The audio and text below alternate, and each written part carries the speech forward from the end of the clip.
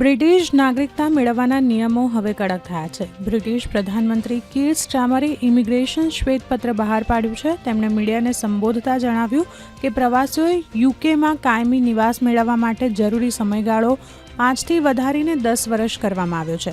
તેમણે એમ પણ સ્પષ્ટતા કરી છે સરકાર સ્થળાંતરિત કામદારો માટે કૌશલ્ય મર્યાદા વધારી રહી છે, જરૂરી ડિગ્રી સ્તર વધારી રહી છે અને અંગ્રેજી ભાષાની આવશ્યકતાને કડક બનાવી રહી છે. ઇન્ડોનેશિયાના પશ્ચિમ જાવા પ્રાંતમાં ભંગાર દારૂગોળાના નિકાલના સ્થળે અચાનક વિસ્ફોટ થયો હતો. આ વિસ્ફોટમાં 4 સૈનિકો સહિત 13 લોકો માર્યા ગયા હતા. ઇન્ડોનેશિયન લશ્કરી પ્રવક્તા મેજર જનરલ ક્રિસ્ટોમી સિયાનાતુરીએ જણાવ્યું હતું કે વિસ્ફોટ થવાનું કારણ જાણી શકાયું નથી.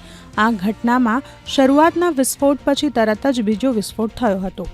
વિશ્વમાં ટેરિફ વોર અટકાવવા વૈશ્વિક શેરબજારોમાં તેજી જોવા મળી રહી છે. અમેરિકા, જાપાન, ચીનના શેરબજારમાં તેજી જોવા મળી રહી છે.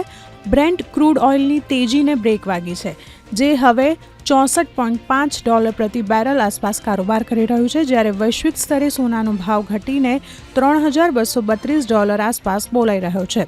ભારતીય ક્રિકેટ કંટ્રોલ બોર્ડ BCCIએ જાહેરાત કરી છે કે ઇન્ડિયન પ્રીમિયર લીગ 17 મેના રોજ ફરીથી શરૂ થશે.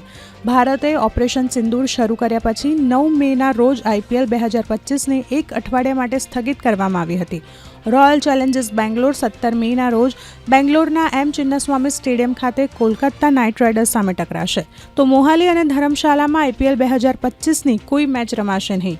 પંજાબ કિંગ્સ અને મુંબઈ ઇન્ડિયન્સ વચ્ચેની મેચ, જે પહેલા અમદાવાદમાં રમાવાની હતી, હવે તે 26 મેના રોજ જયપુરમાં રમાશે. IPL ફાઇનલ હવે 3 જૂને રમાશે, જ્યારે પ્લે ઓફ 29 મેથી રમાશે. પ્લે ઓફ મેચો ક્યાં રમાશે તેની જાહેરાત પછીથી કરવામાં આવશે.